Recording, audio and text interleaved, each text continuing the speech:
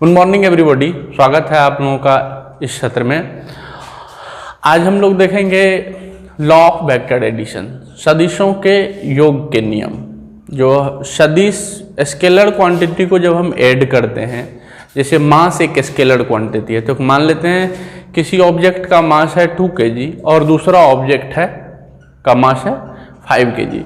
तो यदि हम इस दोनों मास को ऐड करेंगे तो क्या आएगा 7 kg। तो हम नॉर्मली स्केलर को जो ऐड करते हैं वो अलजेब्रा के लॉ से, जो नॉर्मली एडिशन का रूल होता है उससे।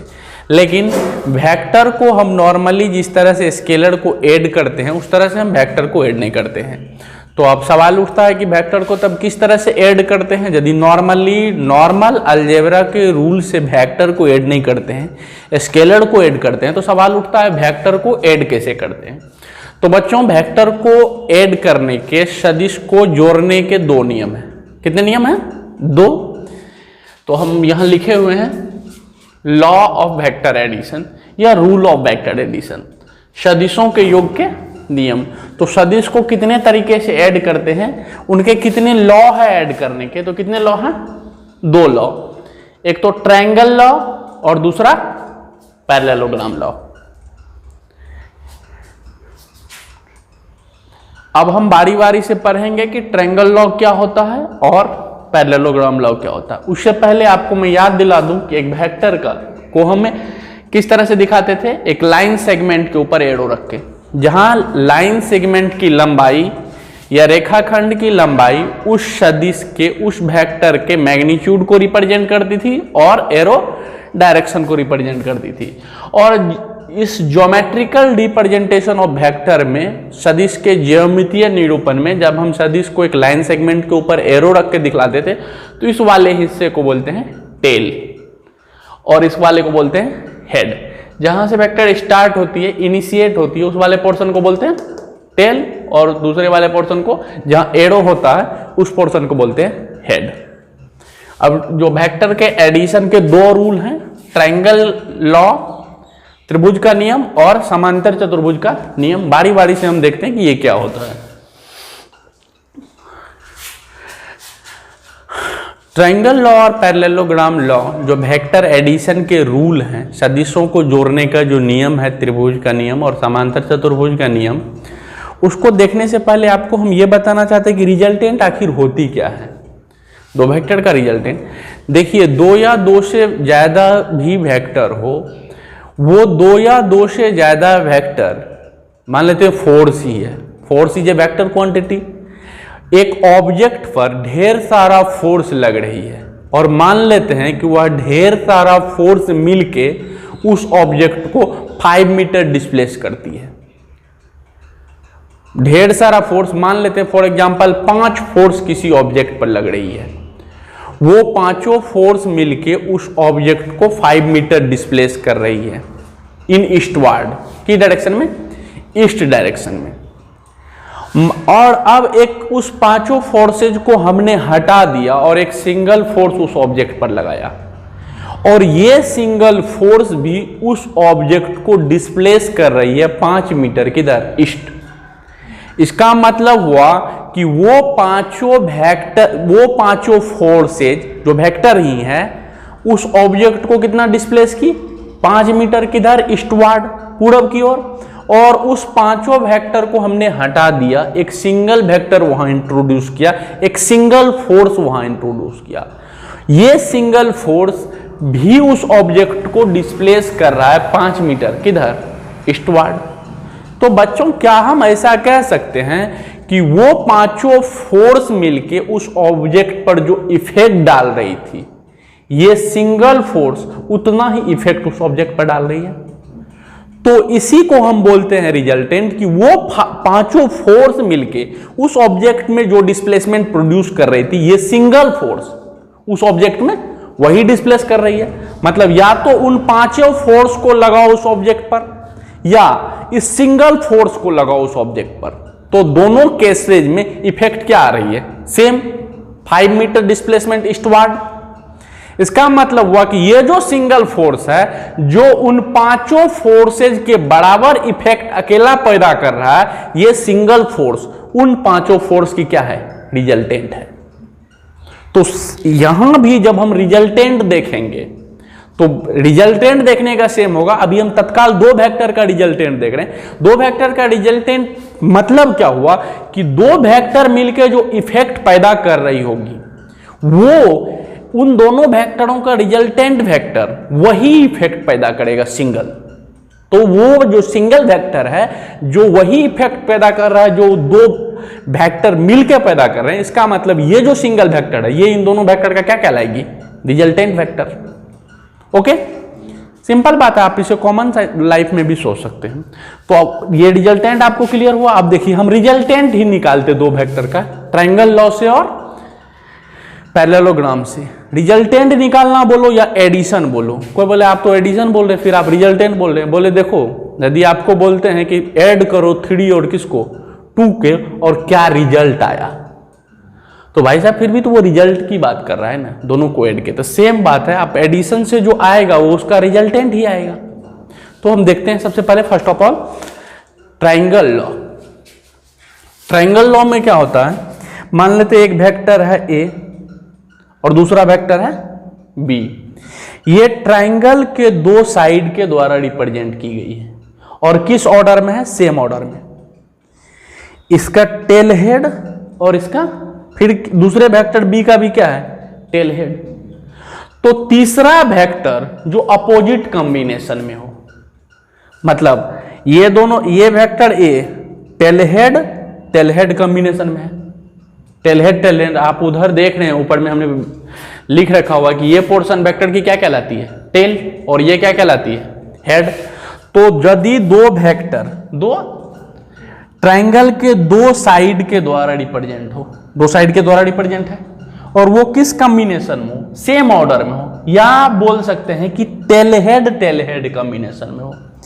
यहां टेल, इस वेक्टर का यहां क्या है, टेल, और यहां क्या है, हेड। इस वेक्टर का ये क्या हो गया, टेल, और ये क्या हो गया, हेड।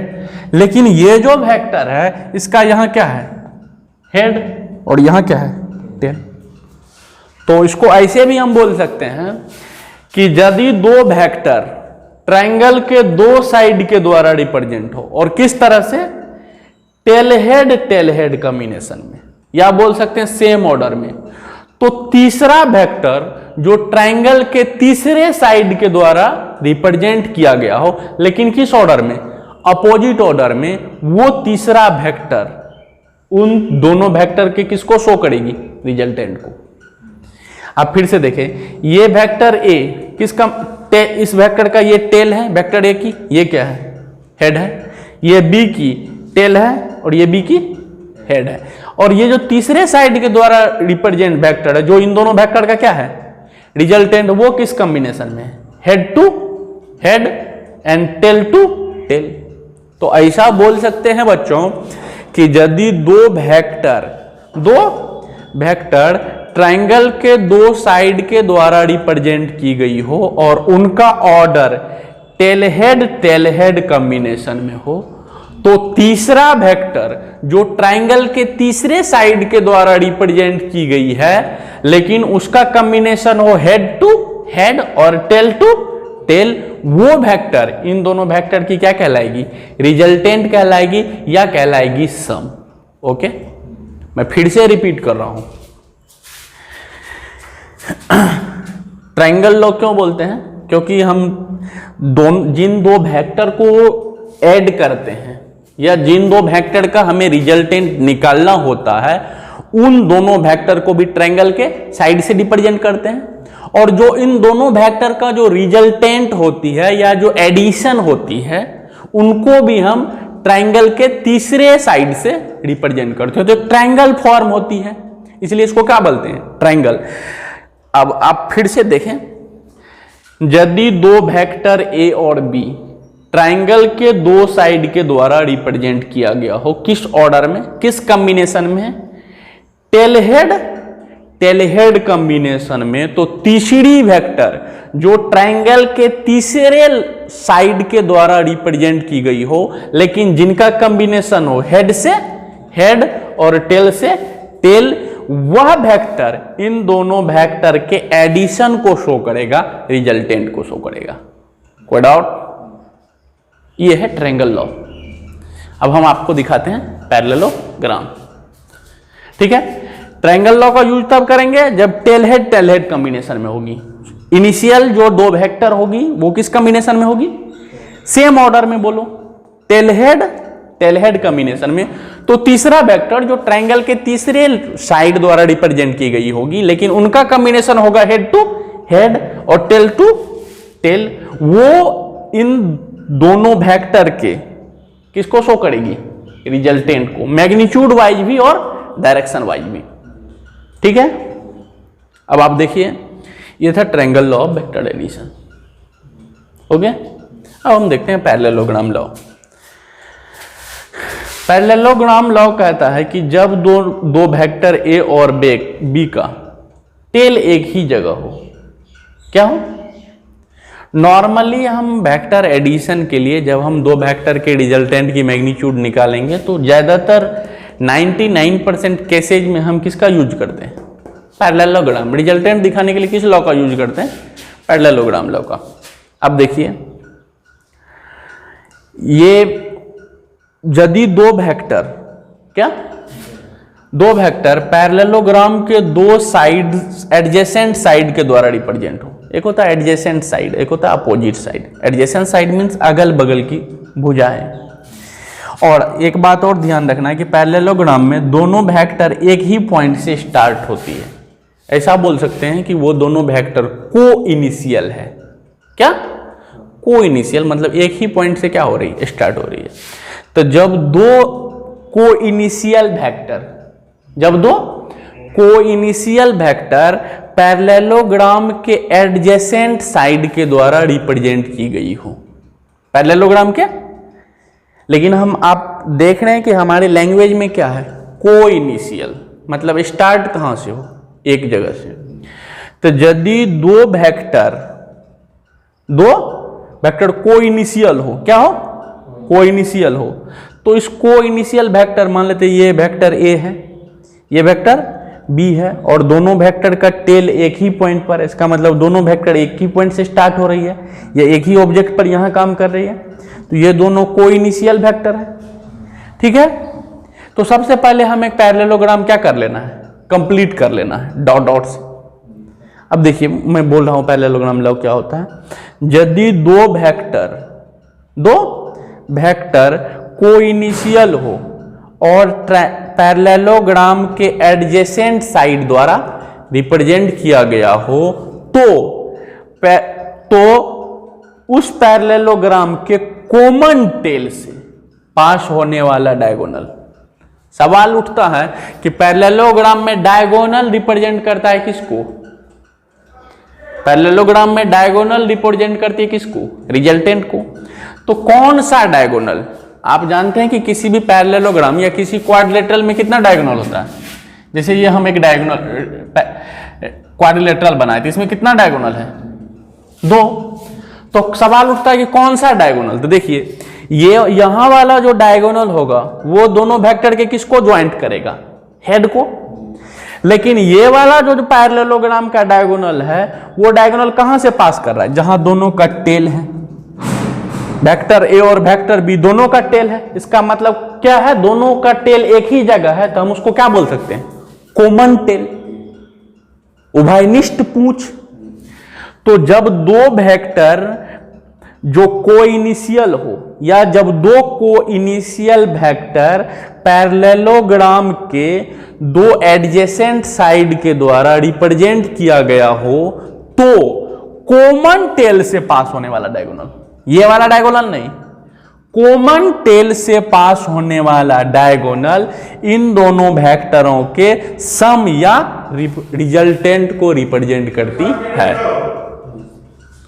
ठीक है, तो ये था पैरेललोग्राम लॉ। हम फिर से रिपीट कर रहे हैं कि ट्रायंगल के एडिशन के दो रूल हैं। स्केलर को हम नॉर्मली अलजेब्रा के रूल से ऐड करते हैं। जैसे किसी ऑब्जेक्ट का मास 2 kg है और किसी का 5 kg है, तो टोटल उन दोनों ऑब्जेक्ट के मास मिल के होंगे 7 kg। पर वेक्टर को नॉर्मली अलजेब्रा के रूल से ऐड नहीं करते, वेक्टर को अलग तरीके से ऐड करते हैं, अलग रूल से ऐड करते हैं, और उन्हीं रूल को बोलते हैं लॉ ऑफ वेक्टर एडिशन। और वेक्टर को ऐड करने के कितने रूल हैं?